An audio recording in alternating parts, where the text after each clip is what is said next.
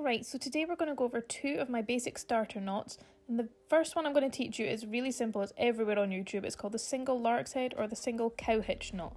So what I'm going to do first, I'm going to take my buckle. This is just a 10 millimeter buckle. This one is a breakaway, which means if you pull it apart it will just come undone. Now I always use these for my cat collars, because if your cat, whether they are indoor or whether they are outdoor, if they get their collar caught on anything, it means that one quick tug and it just comes apart. It's a lot safer.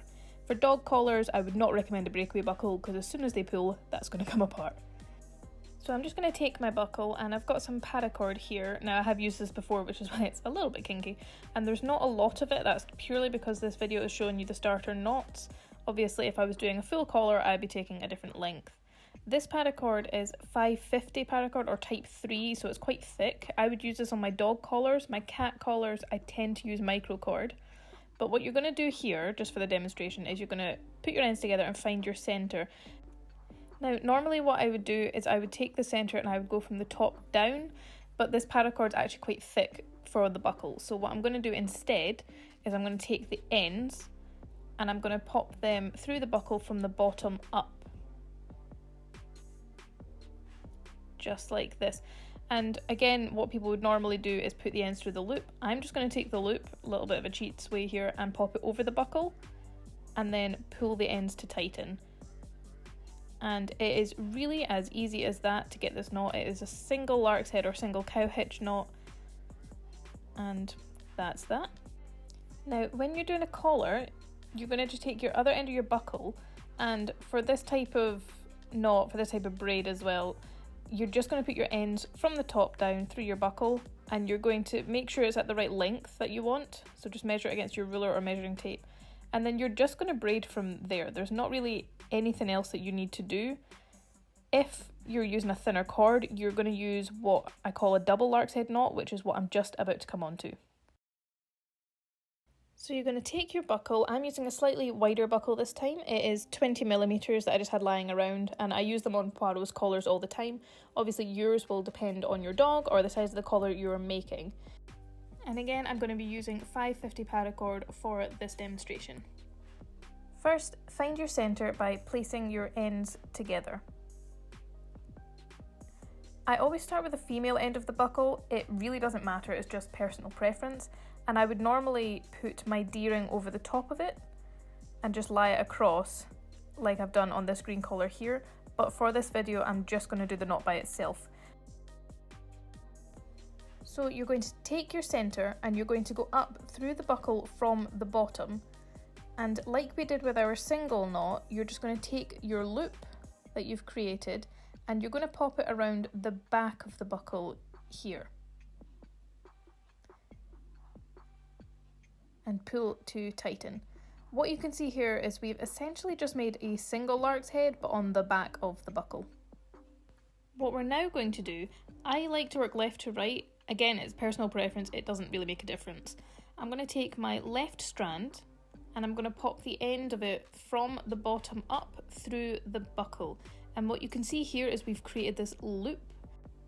Take the end of your strand and pop it through that loop towards the back and pull to tighten.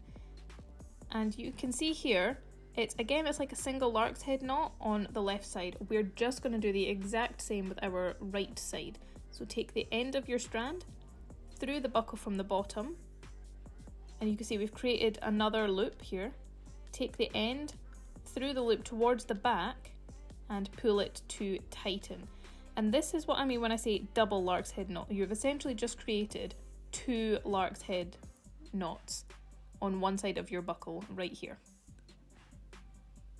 Now the reason that I do it this way, you can do it a similar way, but it's a lot more fiddly, and this way is a lot easier to adjust if you're not working with a paracord jig, because when you do the knots on the other side of your buckle, you might find that it's shortened your length a little bit, and this way is easier to adjust without having to go and redo the whole thing again. So now we're going to take the other end of our buckle and we're going to create another double lark's head knot. Take your ends, and like we did with our single knot, you're going to put them through the buckle from the top down.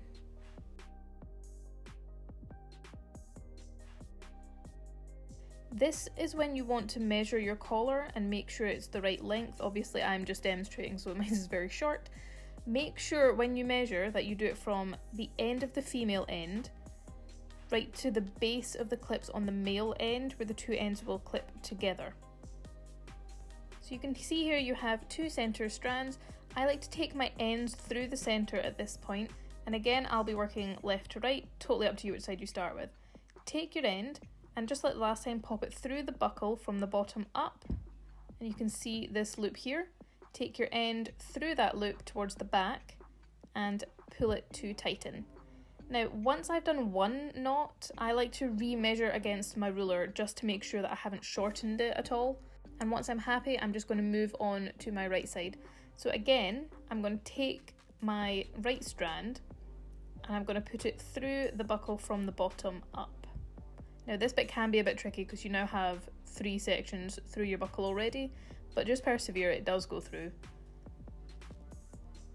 And again, you're going to take your end through that loop that you've created towards the back, and you are going to pull it to tighten. And we have our second lark head knot. Now, because I'm picky, I like to remeasure again, just to make sure. You don't want it to be squint. But this is brilliant for any pet collar, especially if you're a business, because it is so neat. And from here, you can see what I'm doing. You just go straight into braiding, whatever braid you want to do. And there you have it, a beautiful double lark's head knot and your single lark's head knot for any pet collar that you wish to do. Thanks for watching everyone. Make sure you like and subscribe and leave a comment or any pictures. See you later. Bye.